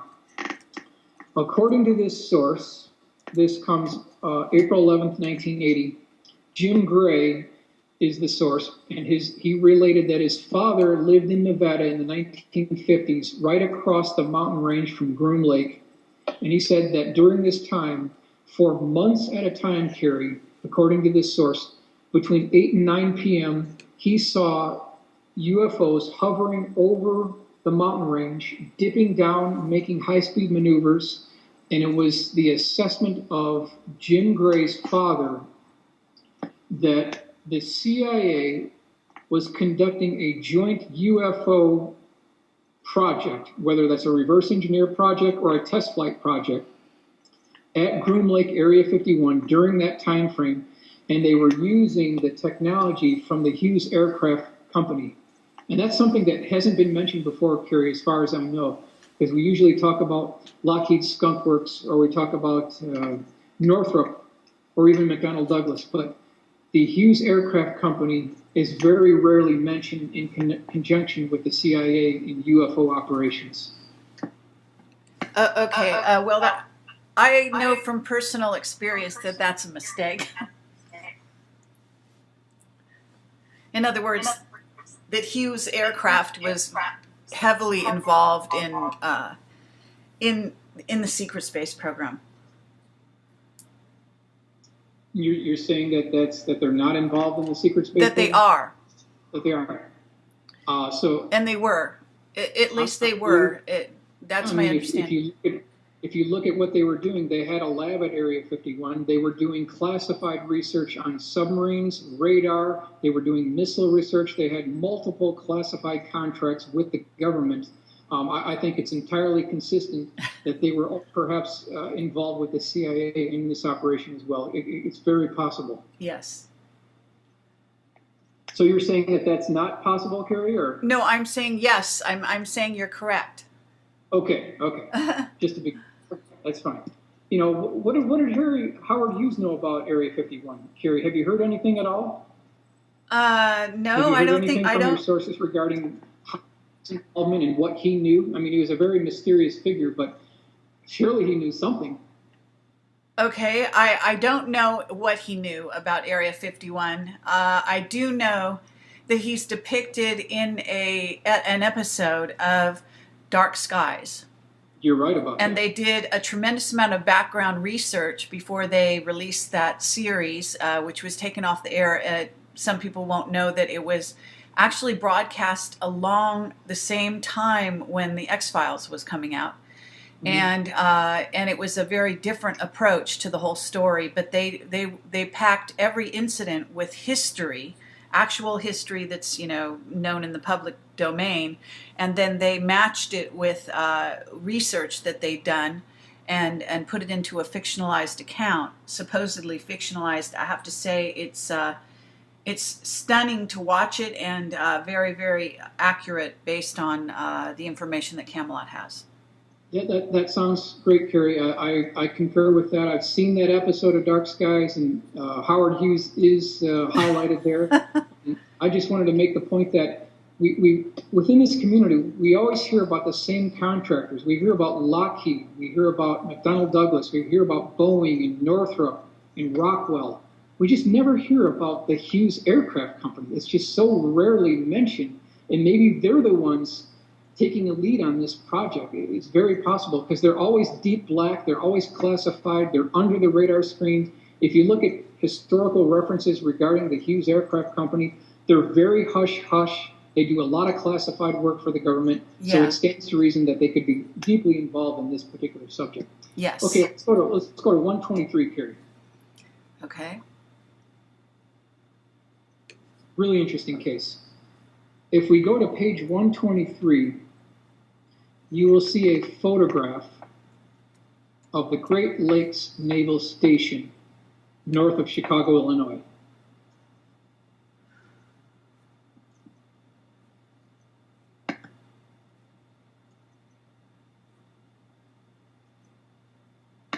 According to the source from Leonard Stringfield, a U.S. Navy guard, this is in 1973, was guarding a particular Quonset-style hangar at this facility on the northwest corner of the station. He specifically said northwest corner. He was commanded to deliver a message to the commander officer who was in that particular hangar. And so when he got inside, he was met by these two muscular guards who brought him down a corridor that was a long corridor. Then they made an immediate 90-degree left-hand turn to another long corridor.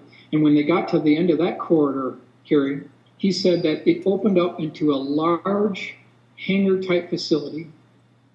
And at the back portion of this hangar-type facility, sitting on what looked like wooden crates, was a very unusual craft, which you'll see, Carrie, if we go to the very next page, which is 124. He said that this was a teardrop-shaped craft that was stretched lengthwise. It was 35 feet across. At its thickest portion, it measured 12 feet high.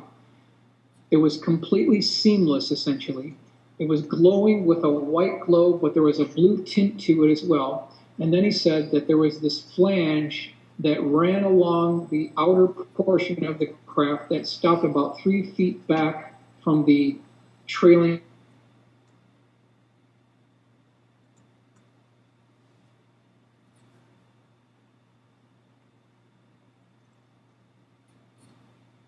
Hello?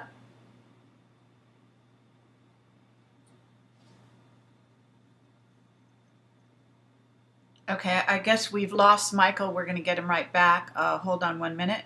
Bring everything back up again. So we've got you here. I need to see if I can get you on the screen video. So 1 moment. And thank you for listening, everyone. We've been pretty lucky here that most of this broadcast has gone without incident. So at the moment, Michael, do you think that we can get you on video? How's it looking at your end? Let's see. We should be there, Carrie. Let's take a look here. Yep, should be there. Okay, so you're back. All right. So Okay. You want to just briefly introduce this? We were just talking about this teardrop shaped UFO, right? Correct. This was seen by a U.S. Navy guard in 1973 at the Great Lakes Naval Training Center. Now, the reason why I bring this up, Carrie, is because we have corroborating evidence. If you go down one page, right to page 125, I've got a picture of the U.S. Navy 32nd Naval Street Station in San Diego. According to this source, he also met a naval officer who claimed that he was on a naval vessel in 1973 between San Diego and Hawaii, where a UFO was shot down, and it was towed all the way back to San Diego at this particular naval base.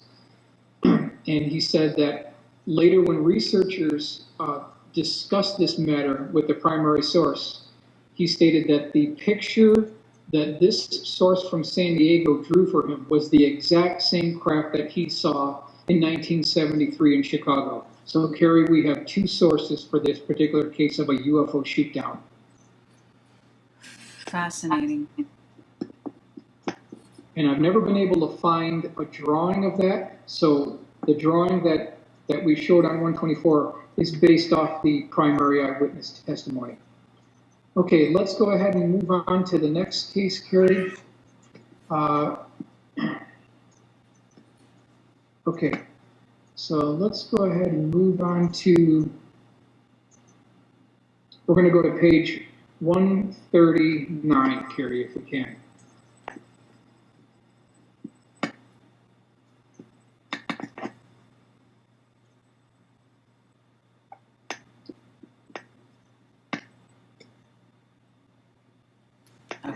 Okay, this comes from a source from Bell Labs. This is part of the Leonard Stringfield collection. He stated that he was on a flight line of a U.S. Air Force base in the early 1950s when a crash retrieval was brought onto the base. And then he said that he saw a cutaway drawing of this particular alien craft. And he said that he also saw a headband transceiver that the aliens wore over their heads which was the liaison connection between the brainwave frequencies of the aliens and the flight controls of the vehicle. So somehow they had figured out how to bypass flight controls. And what you see in this picture is based off the very well done research by my friend Mark McCandlish, who did the original alien reproduction drawing that has really gone worldwide now, Carrie. But the point I'm trying to make is it's very possible that the navigation bowl system used on the alien reproduction vehicle was sort of a poor man's way of duplicating the alien transceiver that they used to monitor the brainwave frequencies that actually move the flight controls of the flying saucer. This is the best we could do in the mid-1950s. And that appears to be something that they worked on at that time. One of the primary sources indicated that these vehicles had been around for decades. So it looks like back then, in the 1950s, they couldn't quite figure out that brainwave transceiver technology. And so this was kind of a quick patch or a fix at that particular time period. Okay, it says that it was a source from Bell Labs, correct? Correct. A source from Bell Labs. That's correct. Yes, very interesting. Okay, so let's go ahead and move on to the next case, Carrie. And we've got just a couple more to cover here. And I think we've really done a good job covering these as we go along. Let's go ahead and move on to page 1. Let's go to page 152, I believe it is. 152, Carrie. Okay.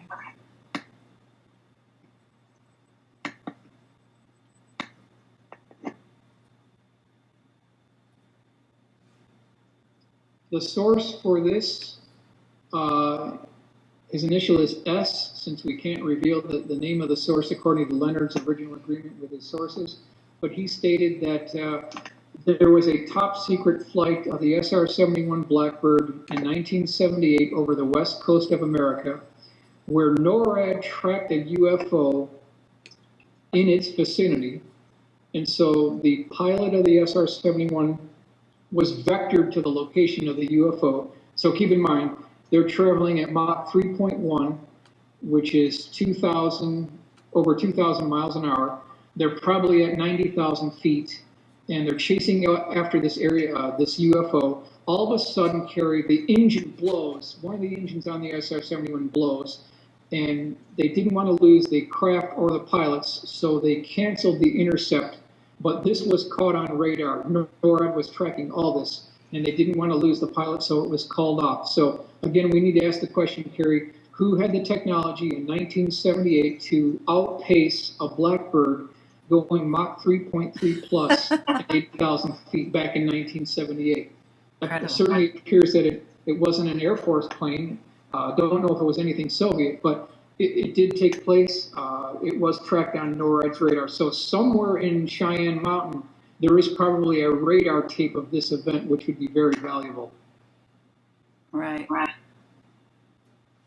Somewhere, they've definitely got these tapes somewhere. There's no question about it. Okay, so let's go ahead and move on to the next one here, Carrie. Let's go to page 160.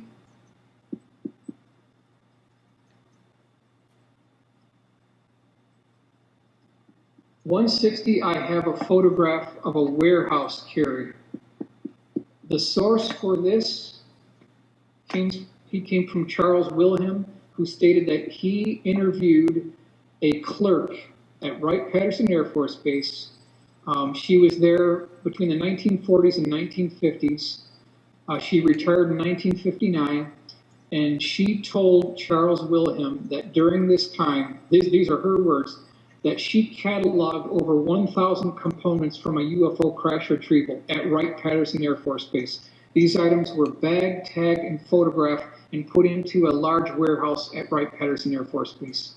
And then she also said that just a few months before she died, this is her remark, quote, "Uncle Sam can't do anything to me once I'm in my grave." So she felt, hey, I've got nothing to lose, I'm going to go for it. That's the kind of witness testimony we need. So, Carrie, we have got to figure out a way to get access to that physical evidence and blow the cover up. Yeah, very good. Great stuff. Okay, so let's do one more, Carrie, and we're going to go to page 165. Leonard Springfield collection. This is Wright-Patterson Air Force Base, 1955. Could have been 1953, so I want to make that as well. This was a DC-7 that landed at Wright-Patterson Air Force Base at night, taxied up onto the tarmac, where this particular military guard claims that he saw a fork load offload 4 crates. 2 of the crates carried the alien cadavers of 2 male aliens and then 1 female alien cadaver. And he said that the tops of these crates were transparent. They had some type of bubble transparent dome on them so he could see inside, or they may have been totally open. And he was told that the remaining 2 crates were going to be shipped to the Redstone Arsenal in Alabama. So we've got at least 24 witnesses within the Leonard Springfield collection of either alien cadavers being shipped to Wright-Patterson Air Force Base or the resulting crash and debris being shipped to Wright-Patterson Air Force Base. Carrie, and I don't believe that all of these sources can be lying. I'd love to hear from anyone who has firsthand knowledge of this information as a way of corroborating these cases. And my ultimate goal is to get this information into the hands of the scientific community so that the propulsion systems associated with these vehicles can be brought out to improve the quality of life of everyone on this planet, Carrie. Okay. Excellent work, Michael, and I highly recommend this book. There's a lot more to the book, and the detail is here. I'm just noticing that they say there were 2 male aliens and 1 female, 4 feet in length. Correct. And they had long faces, darkish green. Correct. So there's more detail to be had, everyone, than what we're getting here on this relatively brief but very careful live discussion we're having with Michael about his new book that's about to be released tomorrow on the MUFON website, and we will provide the link on Camelot, as well as, I wish we had the link at this moment.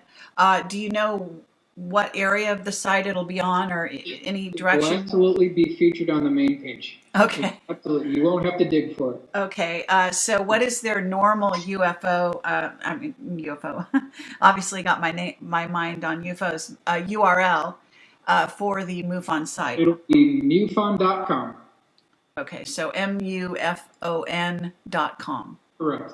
Okay. So that'll be coming out sometime tomorrow, you believe. Is that correct?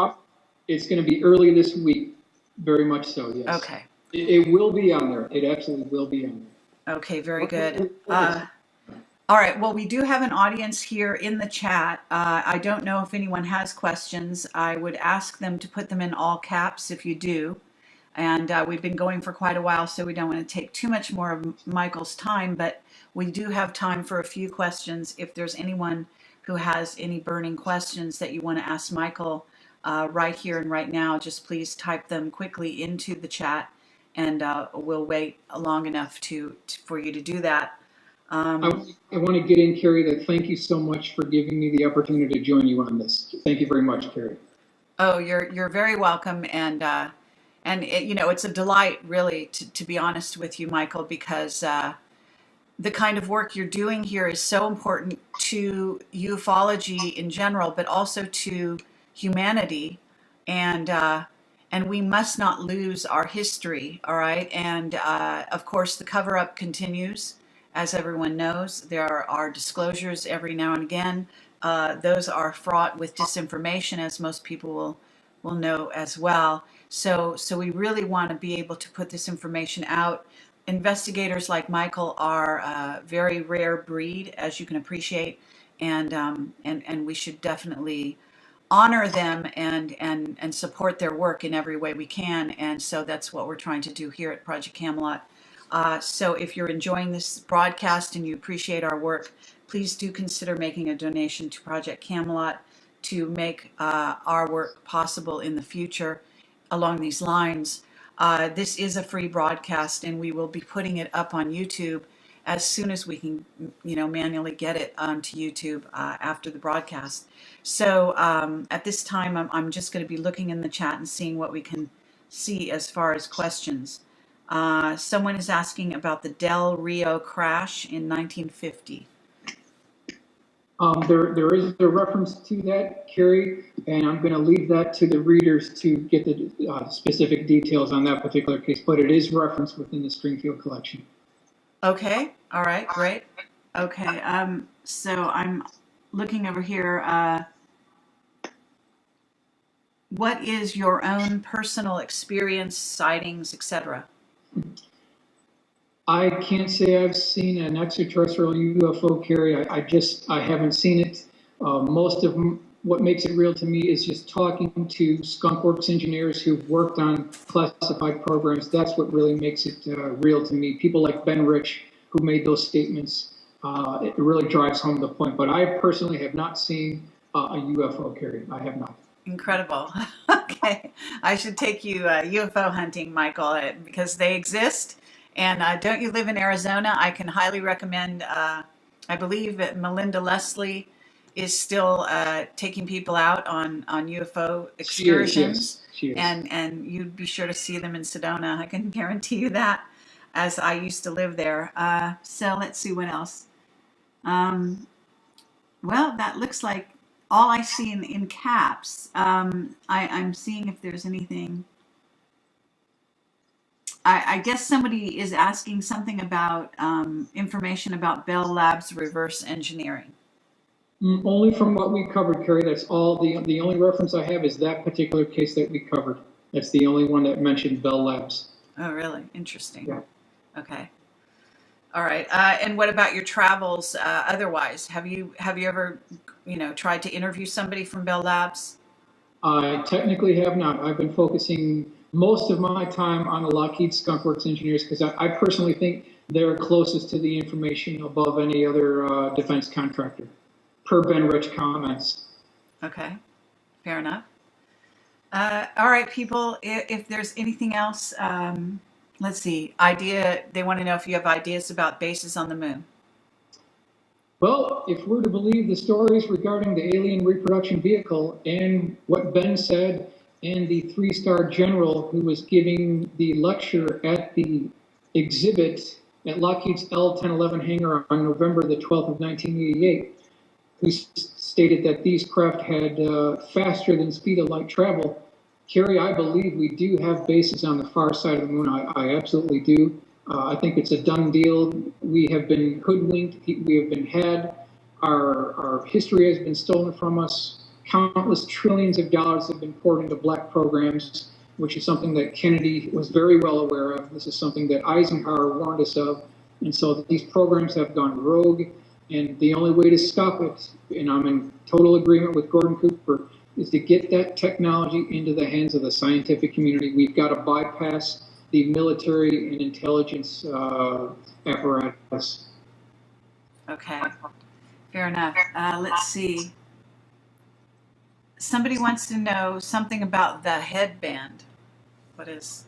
Only from what that particular gentleman had mentioned, that they were wearing some type of a mental transceiver around their heads, and that apparently worked as a way to identify the brainwave frequency of the extraterrestrials, and that bypassed any mechanical flight controls.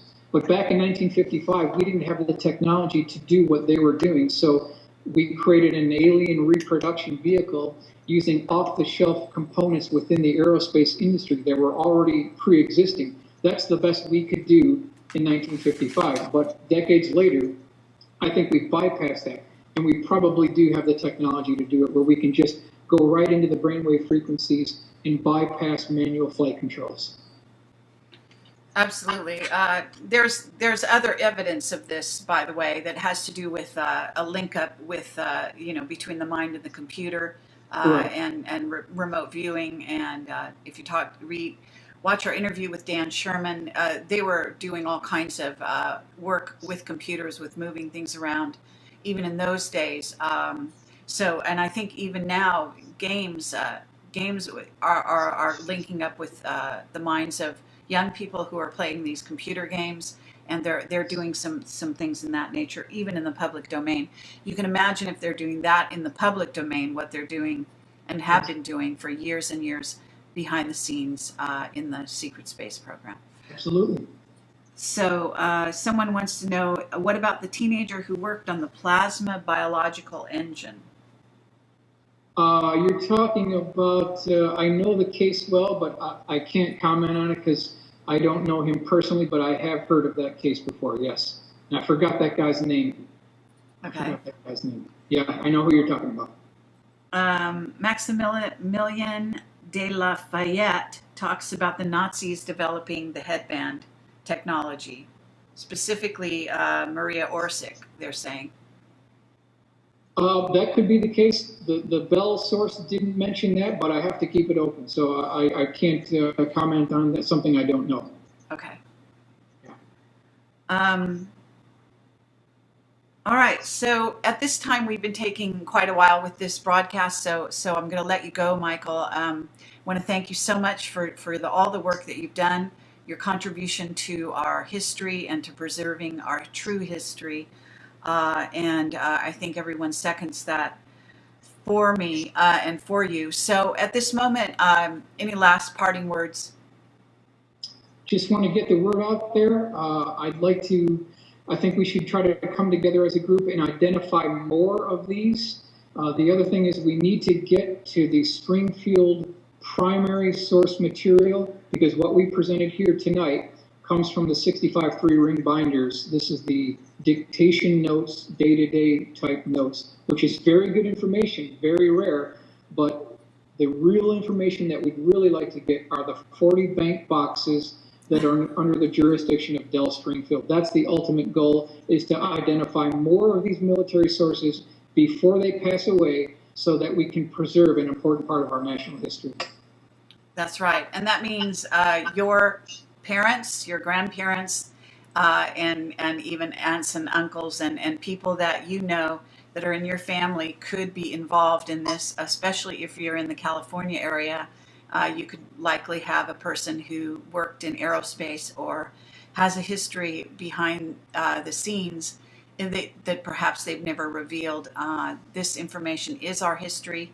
It belongs to humanity, to all of us, and we should have access to it. So thank you very much, Michael Schratt, and everyone have a great night. Thanks, Carrie. Okay, and please do go buy his book.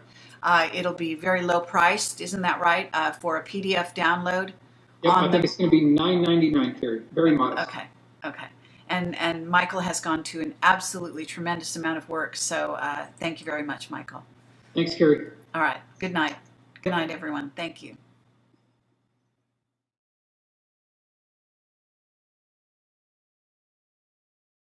Of Lockheed Skunk Works. That may be the case, but others like Jan Harzan believe that there was more to it, and he was trying to release some of that technology before he passed away in '95. Okay.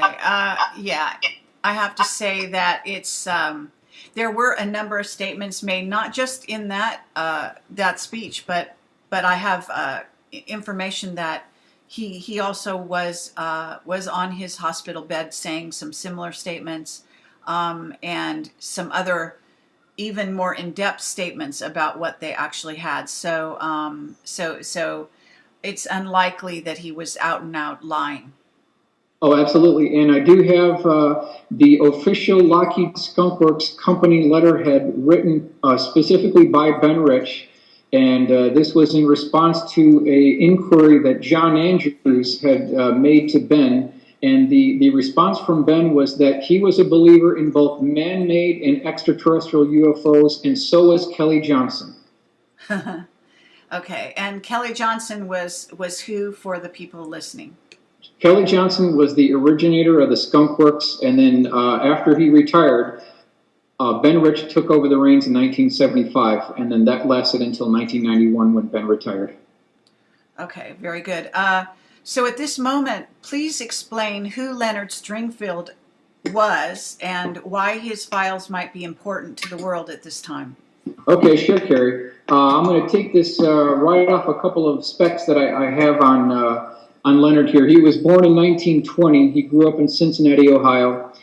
Interesting, Carrie, that by graduating of high school in 1939, he memorized the entire dictionary, which I thought was a very interesting accomplishment. He joined the military the second he heard about the attack on Pearl Harbor. I mean, immediately. He just signed up immediately. After the war, he was employed by a chemical company in Ohio. He retired after 30 years. He wrote two books, one in 1957 called Inside Saucer Post 3-0. The other one was published in 1977. It was called The UFO Siege. Also want to point out, Kerry, that his lecture in 1978 at the MUFON International Symposium in Dayton, Ohio, absolutely caused a sensation because this was the first time that the term UFO crash retrieval had really been heard. I mean, prior to that, it was Frank Scully, but that term wasn't coined until 78 when he gave his lecture there.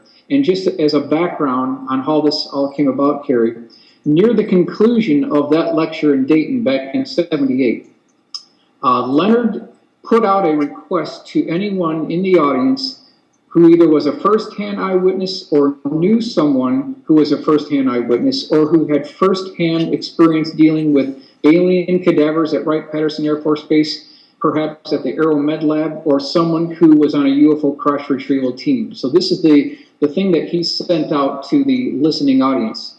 Now, as it's been stated by Leonard, he took about a 2-week vacation with his wife, Dell, after the symposium. And when he got back, Kerry, he went to the post office and opened up his post office box, as we had mentioned before. And he looked inside there, and there was nothing there, Kerry. There was absolutely nothing there. So he looked a little bit closer, and he saw a little slip at the bottom of that post office box. And he pulled it out, looked at it, and it said, "See Postmaster." So he walked over to the postmaster, and this is a true story. And he gave it to the postmaster, and the gentleman said, "Just stay there for a few minutes, I'll be back." And then two large, burly men had these gigantic mail bags over their shoulders and bringing it back to Leonard Springfield. Kerry, there were 6,000 letters from all around the United States with people who had firsthand knowledge of alien cadavers, people who were on the crash retrieval teams, the Blue Boy teams. Wow. And so this really represents the bombshell material that all of us in ufology have been waiting for. Now, the problem is, Kerry, this particular information has been kept under the jurisdiction of Leonard's widow, who is Dell Springfield in Cincinnati, and she will by no means, repeat, by no means,